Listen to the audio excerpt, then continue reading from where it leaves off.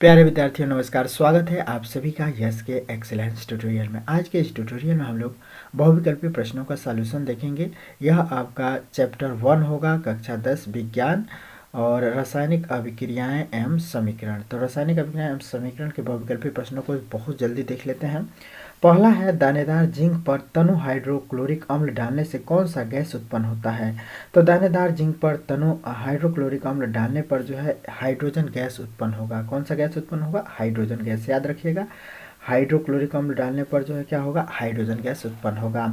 Magnesium ribbon के दहन से वह किस रंग के चूर्ण में परिवर्तित हो जाता है। मैग्नीशियम रिबन जो है जलने पर कौन से किस रंग का जो है चूर्ण में परिवर्तित होगा? तो जिस तरह से सिगरेट जलता है सफ़ेद रंग का जो है अवक्षेप देता है, उसी तरह से ये जो है सफ़ेद रंग का जो है चूर्ण में परिवर्तित हो जाएगा। मैग्नीशियम का वाय की उपस्थिति में जलना क्या होगा? तो मैग्नीशियम का वाय की उपस्थिति में जलना क्या कहलाएगा? ऑक्सीकरण कहलाएगा या अपचयन कहलाएगा या वाष्पन कहलाएगा या ऊर्ध्वपातन कहलाएगा? तो ऑक्सीकरण कहलाएगा। कोई भी चीज़ ऑक्सीजन की उपस्थिति में जल रहा है तो वह ऑक्सीकरण कहलाएगा। इसके बाद से रासायनिक अभिक्रिया में भाग लेने वाले पदार्थ को क्या कहते हैं? तो रासायनिक अभिक्रिया में भाग लेने वाले पदार्थ को जो है आप लोगों को पता होगा क्या कहते हैं? उत्पाद, अभिकारक, दोनों इनमें से कोई नहीं। तो कोई भी चीज़ जो रासायनिक अभिक्रिया में भाग लेता है उसको क्या कहेंगे? अभिकारक कहते हैं। उसको क्या कहते हैं? अभिकारक। उत्क्रमणीय अभिक्रिया को किस चिन्ह द्वारा व्यक्त किया जाता है? तो उत्क्रमणीय अभिक्रिया को किस चिन्ह द्वारा व्यक्त किया जाता है? एक तीर से या इधर से तीर से या इधर से और इधर से। देखिए आपका विकल्प सी सही होगा। उत्क्रमणीय अभिक्रिया वह होता है जिसमें क्या होता है? रिवर्सिबल होता है। रिवर्सिबल का मतलब जैसे पानी को वाष्प में बदला जा सकता है, वाष्प में, और वाष्प को जो फिर पानी में बदला जा सकता है। तो ये उत्क्रमणीय अभिक्रिया है। ठीक है। भौतिक परिवर्तन में बदलता है। तो भौतिक परिवर्तन में क्या बदलता है? अणुओं का द्रव्यमान बदलता है, अणुओं की रचना बदलती है, कि अणुओं की व्यवस्था बदलती है, कि ये सभी बदलते हैं? तो देखिए, भौतिक परिवर्तन में अणुओं का द्रव्यमान कभी नहीं बदलेगा, अणुओं की रचना भी नहीं बदलेगा, अणुओं की व्यवस्था बदल जाता है। सिर्फ और सिर्फ अणुओं की व्यवस्था बदलता है। ठीक है।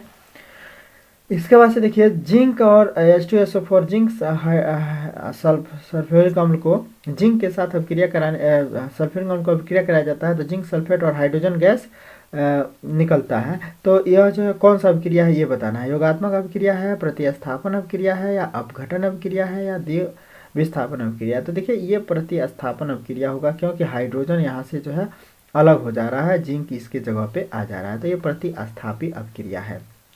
निम्न में से ऊष्माशोषी अभिक्रिया है। तो निम्न में से इसमें कौन सा ऊष्माशोषी अभिक्रिया है? यहाँ पे देख सकते हैं हाइड्रोजन क्लोराइड है, HCl बना रहा है, हाइड्रोजन आयोडीन जो है हाइड्रोजन आयोडाइड बना रहा है, कार्बन डाइऑक्साइड। तो इसमें आपका विकल्प बी सही होगा। ठीक है, ऊष्माशोषी अभिक्रिया है। रासायनिक अभिक्रिया फलस्वरूप बनने वाले अभिकारक को क्या कहते हैं? तो उत्पाद कहते हैं, सब लोग जानते हैं।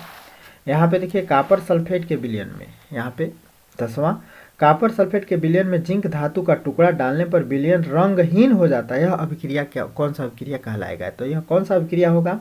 तो यह आपका विस्थापन अभिक्रिया होगा। द्रव्यमान के संरक्षण के अनुसार रासायनिक अभिक्रिया में किसका न तो निर्माण होता है ना ही विनाश होता है। तो देखिए, द्रव्यमान संरक्षण का मतलब ही है कि द्रव्यमान संरक्षित रहेगा, यानी कि द्रव्यमान का विनाश नहीं होगा। पदार्थ, वस्तु, इनमें से कोई नहीं, ये सब हो सकता है, लेकिन द्रव्यमान का कभी भी विनाश नहीं होता, द्रव्यमान का कभी भी ह्रास नहीं होता है। इसके बाद हम लोग देख सकते हैं, रासायनिक समीकरण में तीर के दोनों ओर जब तत्वों के परमाणुओं की संख्या बराबर हो तो उसे हम लोग क्या कहते हैं? तो संतुलित रासायनिक समीकरण कहते हैं। तो ये वाला आपका ऑप्शन डी हो जाएगा सही। जब दो या दो से अधिक पदार्थ संयोग करके एक उत्पाद बनाते हैं तो इसको क्या कहते हैं? संयोजन अभिक्रिया कहेंगे। और क्या कहेंगे? वियोजन, विस्थापन, द्विविस्थापन, संयोजन अभिक्रिया कहेंगे इसको। ठीक है। ताप, दाब, उत्प्रेरक आदि को अभिक्रिया में तीर के निशान पर दिखाया जाता है। ताप, दाब, उत्प्रेरक आदि को अभिक्रिया के तीर के निशान पर दिखाया जाता है। ऊपर, नीचे, आगे, ऊपर या नीचे। तो सबसे बेस्ट विकल्प आपका ऊपर या नीचे होगा। ठीक है। इसके बाद से देखिए, CH4+ O2 यानी कि मेथेन को ऑक्सीजन की उपस्थिति में समझिए कि ऑक्सीकरण कराया जा रहा है, तो कार्बन डाइऑक्साइड और जल बन रहा है।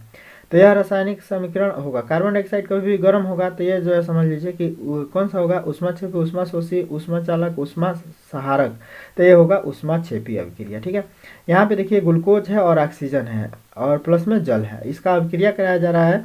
तो कार्बन डाइऑक्साइड, जल और ऊर्जा निकल रहा है। ठीक है, कार्बन डाइऑक्साइड, जल और ऊर्जा निकल रहा है। तो इस रासायनिक अभिक्रिया का, यहाँ पे देखिए क्या कह रहा है, इस रासायनिक अभिक्रिया का विशेष नाम क्या है? तो इस रासायनिक अभिक्रिया का विशेष नाम क्या होगा? विस्थापन, वियोजन, श्वसन, द्विविस्थापन। तो विशेष नाम इसका श्वसन होगा, क्योंकि इसमें ऊर्जा भी निकल रहा है, कार्बन डाइऑक्साइड भी निकल रहा है, जल भी बन रहा है। ठीक है, अब इसके बाद कैल्शियम कार्बोनेट का कैल्शियम ऑक्साइड तथा कार्बन डाइऑक्साइड में बदल जाना कैसे अभिक्रिया होगी? कैल्शियम कार्बोनेट का कैल्शियम ऑक्साइड तथा कार्बन डाइऑक्साइड में बदलना, कैल्शियम कार्बोनेट है और कैल्शियम ऑक्साइड तथा कार्बन डाइऑक्साइड दो भागों में बट रहा है, यानी कि ये कौन सा होगा? तो वियोजन अभिक्रिया होगा। ठीक है, यहाँ पे देखिए आयरन है, कॉपर सल्फेट है, तो यहाँ पे आयरन सल्फेट बना रहा है कॉपर। यह अभिक्रिया क्या होगा? देखिए कॉपर जो है विस्थापित हो गया है, यानी कि अलग हो गया, तो यह विस्थापन अभिक्रिया होगा। ठीक है, यहाँ पे देखिए हाइड्रोजन ऑक्सीजन के संयोग करके जो है हाइड्रोजल बना रहा है, इस क्रिया को क्या कहते हैं? तो इसको संयोजन अभिक्रिया कहेंगे। दोनों जो है संयोग करके मिल के बना रहे हैं तो संयोजन अभिक्रिया कहेंगे।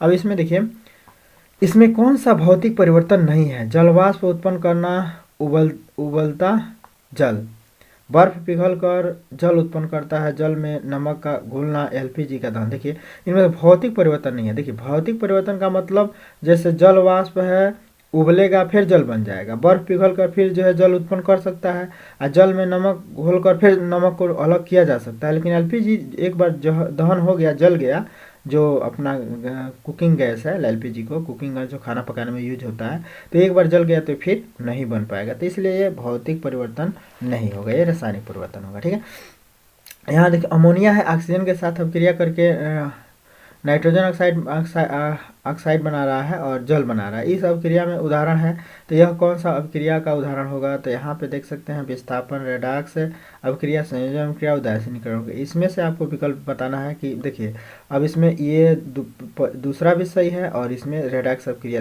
दोनों, मतलब ये रेडॉक्स अभिक्रिया और विस्थापन दोनों जो है हो रहा है इसमें। ठीक है, तो ये आपका विकल्प नंबर सी सही होगा। रेडॉक्स अभिक्रिया में होता है उपचयन, अपचयन, उपचयन, अपचयन, दोनों होता है, उपचयन अपचयन। ठीक है, जल का विद्युत अपघटन करने पर H2 तथा O2 गैसों के मेलों का अनुपात कितना होता है? तो इसमें जो है जल का जब इसको जो है अभिक्रिया कराएंगे तो H2O बनेगा, तो इसमें हाइड्रोजन 2 हो जाता है, ऑक्सीजन 1 हो जाता है, तो यानी कि आपका विकल्प सी सही होगा। इसमें दो संबंध है, 1 का अनुपात होगा। ठीक है, इसके बाद हम लोग देख सकते हैं निम्न में से कौन सा कथन सही नहीं है? सभी धातुएं संक्षारित होती हैं, सभी धातुएं संक्षारित होती हैं। इसके बाद से जंग का सूत्र आयरन ऑक्साइड और जल है, लोहे पर जंग लगना, रेडॉक्स अभिक्रिया, क्या इसमें कह रहा है? निम्न में से कौन सा कथन सही नहीं है? लोहे पर जंग लगना, रेडॉक्स अभिक्रिया, लोहे के संरक्षण को जंग कहते हैं, लोहे के संरक्षण को जंग कहते हैं, ये वाला विकल्प। सभी धातुएं संक्षारित होती हैं, देखिए सभी धातुएं संक्षारित होती है, ये वाला विकल्प आपका माने गलत होगा, यानी कि ये वाला आपका विकल्प होगा। कौन सा कथन सही नहीं है? तो ये वाला सही नहीं है, क्योंकि सभी धातुएं संक्षारित होती है, कोई जरूरी नहीं है, सभी धातुएं संक्षारित नहीं भी होती हैं। ठीक है, अब यहाँ पे देखिए 25वां, संक्षारण के विषय में निम्न में से कौन सा कथन असत्य है? धातुएं नष्ट होने लगती है, संक्षारण के कारण एजी का रंग काला हो जाता है, कॉपर पर हरे रंग की परत चढ़ जाती है, संक्षारण धातुओं के लिए हानिकारक नहीं है। तो देखिए ये आपका जो है धातुएं नष्ट होने लगती है, बात सही है, संक्षारण के कारण एजी का रंग काला हो जाता है, बात सही है, कॉपर पर हरे रंग की परत चढ़ जाती है, ये भी बात सही है, लेकिन संक्षारण धातुओं के लिए हानिकारक नहीं है, ये बात गलत है। ठीक है, तो ये आपका विकल्प होगा।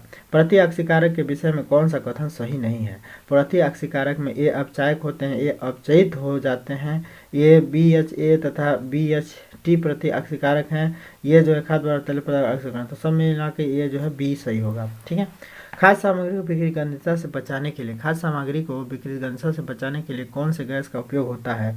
तो इसमें नाइट्रोजन अक्रिय गैस जो है डाला जाता है। लेड नाइट्रेट का रासायनिक सूत्र क्या होता है? तो लेड नाइट्रेट का रासायनिक सूत्र PbNO3, PbNO3 twice, PbNO2 twice, PbO। तो इसमें जो है लेड नाइट्रेट का सूत्र होगा, नाइट्रेट में जो है NO3 रहेगा और जो है ट्वाइस रहेगा। श्वेत श्याम फोटोग्राफी में प्रयुक्त होती है, देखिए 2019-22 में पूछा भी है। ठीक है, तो इसको अच्छे से एक बार देख लेंगे, सभी विकल्प आपको याद हो जाएंगे। उदासीन, अब इसमें देखिए श्वेत श्याम फोटोग्राफी में प्रयुक्त होता है तो सिल्वर क्लोराइड होता है।